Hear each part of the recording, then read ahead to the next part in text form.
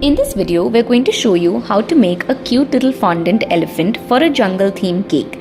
We've also made a giraffe and a zebra, so watch out for part 2 and part 3, and in the final video, we'll show you the look of this beautiful little cute jungle theme cake. Don't forget to like, share and subscribe.